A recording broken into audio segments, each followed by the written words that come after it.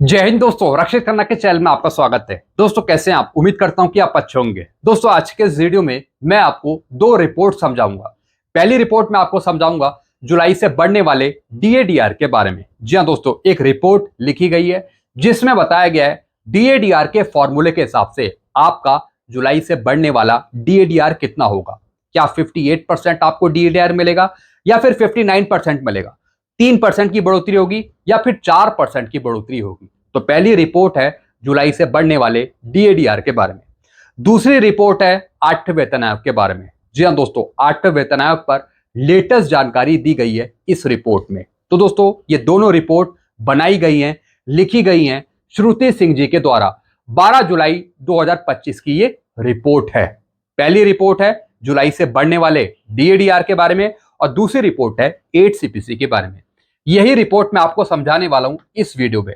Video में आगे बढ़ने से पहले एक छोटी सी अपील मैं आपसे करूंगा और अपील है चैनल सब्सक्राइब की। जी हां दोस्तों, अगर आप पहली बार मेरा वीडियो देख रहे हैं तो वीडियो को अपने ग्रुप में शेयर कर दीजिएगा। अगर पहली बार आप चैनल पे विजिट कर रहे हैं तो दोस्तों चैनल को आप सब्सक्राइब कर लीजिए ताकि मेरे आगे आने वाले वीडियोस की नोटिफिकेशन आपको तुरंत मिल पाए। चैनल का नाम आपको पता ही है, क्या नाम है? रक्षित खन्ना। जी हां दोस्तों मैं चैनल सब्सक्राइब की अपील क्यों करता हूं आपसे? इसलिए करता हूं क्योंकि कुछ ऐसे पेंशनर्स हैं जो सिर्फ वीडियो तो देख रहे हैं लेकिन चैनल को सब्सक्राइब नहीं करते। उनको पता नहीं है कि चैनल को भी सब्सक्राइब किया जाता है। लगभग दोस्तों 34% ऐसे पेंशनर्स हैं जो वीडियो देख रहे हैं लेकिन चैनल को सब्सक्राइब नहीं किया। तो दोस्तों चैनल से जुड़े रहिए और चैनल को सब्सक्राइब करना मत भूलेगा।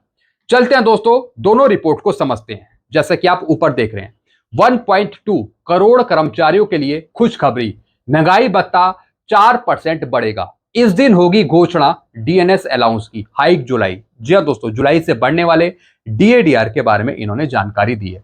साथ ही साथ इन्होंने बताया कि 4% की बढ़ोतरी हो पाएगी। 4% बढ़ सकता है आपका डीएडीआर। जैसे कि अभी 55% चल रहा है तो 59% हो सकता है, ऐसा इन्होंने बताया। फिर क्या लिखा है दोस्तों इन्होंने? जुलाई से मिलेगा 4% बढ़ा हुआ महंगाई भत्ता। अगर आप केंद्र सरकार के कर्मचारी हैं या फिर पेंशनर्स हैं तो यह खबर आपके लिए राहत भरी है। जुलाई 2025 से महंगाई भत्ते डीएनएस अलाउंस में 4% तक की बढ़ोतरी की पूरी संभावना है। यानी यह बता रहे हैं कि पूरी संभावना है कि भारत सरकार आपका 4% बढ़ोतरी करे डीएडीआर में। इससे आपकी सैलरी और पेंशन में सीधा फायदा होगा। यानी 59% अगर आपको मिलता है तो इससे आपकी पेंशन भी बढ़ेगी और सैलरी भी बढ़ेगी। यानी ये पूरी संभावनाएं बता रहे हैं कि 59% हो सकता है, 4% की बढ़ोतरी हो सकती है। अब ऐसा क्यों बता रहे हैं, आगे समझते हैं। फिर क्या लिखा है? हर 6 महीने में होता है डीए में बदलाव। डीए की समीक्षा साल में 2 बार की जाती है, जनवरी और जुलाई में। जुलाई 2025 से डीए को 55% से बढ़ाकर 59% किया जा सकता है। यानी 4% की बढ़ोतरी बता रहे हैं। इस बढ़ोतरी से करीब 48 लाख केंद्रीय कर्मचारियों और 67 लाख पेंशनर्स लाभान्वित होंगे। यानी फायदा कितने को मिलेगा? अगर भारत सरकार 59% डीएडीआर करती है, लगभग 48 लाख केंद्रीय कर्मचारी और 67 लाख पेंशनर्स को फायदा मिलेगा। क्यों बढ़ेगा इस बार महंगाई भत्ता? जी हाँ दोस्तों, इतना क्यों बढ़ेगा? अब इसके बारे में क्या बताया? महंगाई भत्ते की गणना अखिल भारतीय उपभोक्ता मूल्य सूचकांक एआईसीपीएन पर आधारित होती है। एआईसीपीएन के आंकड़ों के आधार पर ही हमारा डीएडीआर तय करा जाता है। मई 2025 के आंकड़ों के मुताबिक एआईसीपीआई 0.5 अंक बढ़कर 144 पर पहुंच गया है। जैसा आपको बताया, वैल्यू जो आई थी वो 144 आई थी मई के आंकड़े में।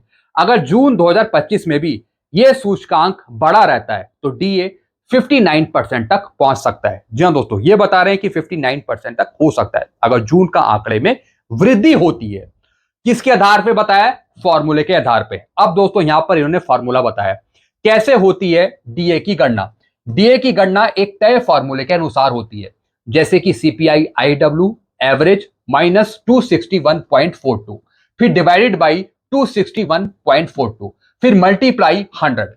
इस फॉर्मूले के अनुसार बताया जा रहा है कि जुलाई से बढ़ने वाला आपका डीएडीआर 59% होगा, 4% की बढ़ोतरी होगी। फिर आगे क्या लिखा है? अगर जून 2025 तक का सीपीआई औसत 144.17 आता है तो डीए करीब 58.85% बनता है, जिसे राउंड ऑफ फिगर में 59% कर दिया जाएगा। हालांकि दोस्तों जो इन्होंने बताया है ऐसा नहीं है। जो डीएडीआर कैलकुलेट होता है उसमें राउंड ऑफ नहीं होता। जी हाँ दोस्तों, जैसे कि डीए आपका 58.85% है जून का आंकड़ा आने के बाद, तो भारत सरकार आपको 58% ही देगी, यानी राउंड ऑफ नहीं होता डीएडीआर में। ऐसा नहीं है कि 58.85 आ रहा है तो भारत सरकार 59 आपको दे देगी, ऐसा नहीं है।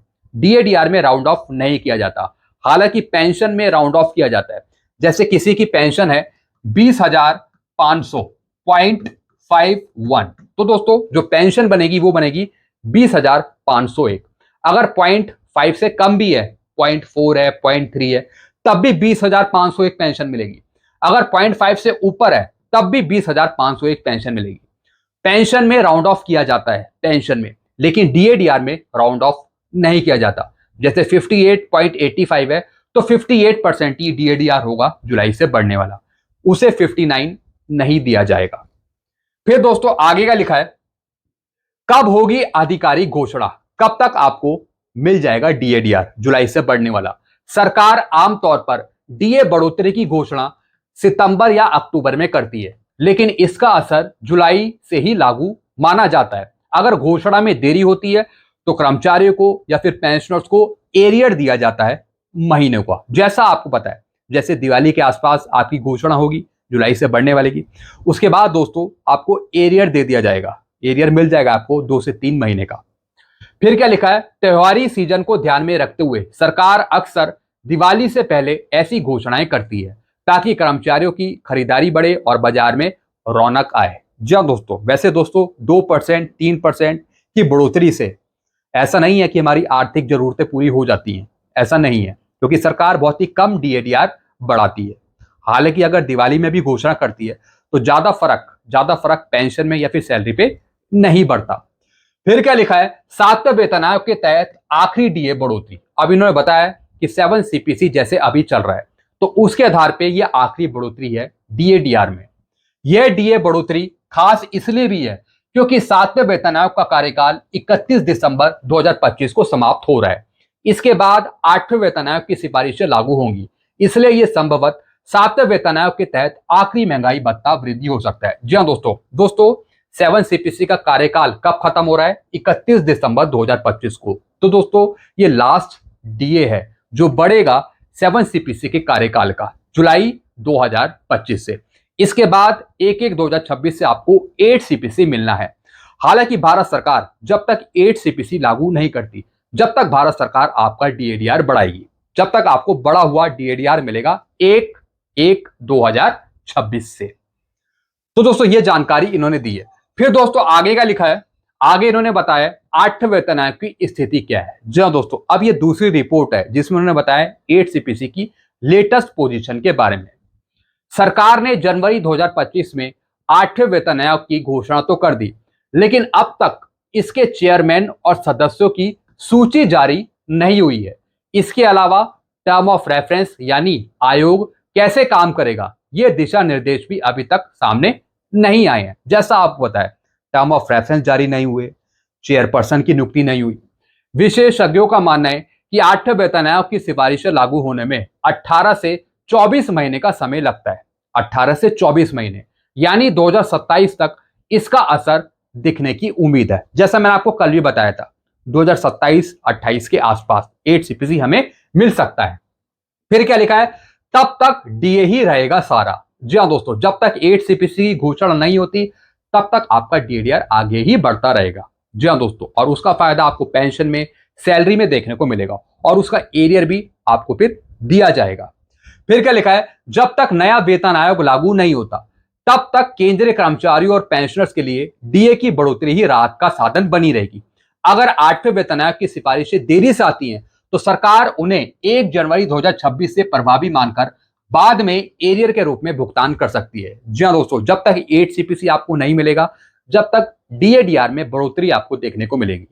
डीएडीआर आपकी पेंशन में जुड़ जाएगा, साथ ही साथ 2 से 3 महीने का जितना भी उसका एरियर बनता है वो आपको दे दिया जाएगा। हालांकि जब 8 सीपीसी लागू हो जाएगा उसके बाद 1/1/2026 से आपका डीएडीआर 0% कर दिया जाएगा। जैसे 0, फिर 2, फिर 4%, 6%, इस तरीके से। फिर दोस्तों आगे क्या लिखा है, फिर दोस्तों बताया गया है फाइनेंशियल प्लानिंग का अच्छा मौका। जुलाई में डीए बढ़ने से सैलरी या पेंशन में थोड़ी बढ़ोतरी होगी, जो फाइनेंशियल प्लानिंग के लिए उपयोगी हो सकती है। इससे बढ़ी हुई राशि से आप कुछ भी कर सकते हैं। जी हाँ दोस्तों, इन्होंने बताया कि जुलाई से जो आपका डीएडीआर बढ़ेगा, जितना भी आपका बढ़े, हालांकि ये 4% की बढ़ोतरी कह रहे हैं, लेकिन 4% की आपकी बढ़ोतरी नहीं मिलेगी डीएडीआर में। 3% की बढ़ोतरी आपकी होगी जुलाई से बढ़ने वाले डीएडीआर में, यानी 55% से बढ़कर वो हो जाएगा 58%। 3% की बढ़ोतरी, 4% की कोई उम्मीद नहीं है कि आपकी 4% की बढ़ोतरी होगी जुलाई से बढ़ने वाले डीएडीआर में। जी हाँ दोस्तों, तो दोस्तों इन्होंने बताया कि जुलाई से जो भी आपको डीएडीआर मिले, उससे आप अपनी फाइनेंशियल प्लानिंग सेट कर सकते हैं। हालांकि दोस्तों ये मूर्ख बनाने वाली बात है। जी हाँ दोस्तों, डीएडीआर में इतनी थोड़ी बढ़ोतरी होती है कि हम कोई लाखों करोड़ों की कोई कार खरीद लें या फिर उस पैसे को कहीं इन्वेस्ट कर दें। जी हाँ दोस्तों, इतनी थोड़ी बढ़ोतरी होती है। एरियर भी कितना मिलता है, 1200 रुपए, 1100 रुपए, 800 रुपए, 700 रुपए, ये कोई बड़ा अमाउंट नहीं है। और पेंशन भी डीएडीआर बढ़ने से इतनी नहीं बढ़ती।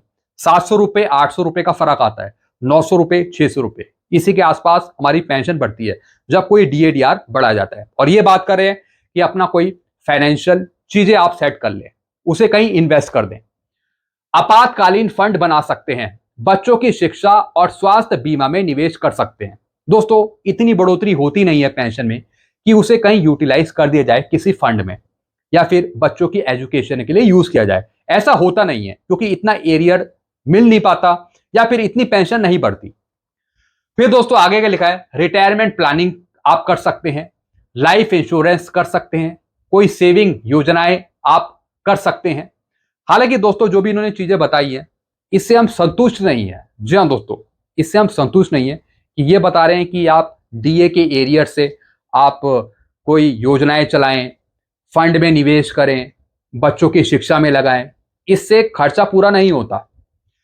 अब दोस्तों इन्होंने निष्कर्ष क्या निकाला है, कंक्लूजन क्या निकाला है, जुलाई 2025 में डीए की संभावित 4% की बढ़ोतरी कर्मचारियों और पेंशनर्स के लिए एक सकारात्मक खबर है। यानी ये बता रहे हैं एक पॉजिटिव खबर कि अगर भारत सरकार 4% की बढ़ोतरी करती है जुलाई से बढ़ने वाले डीएडीआर में।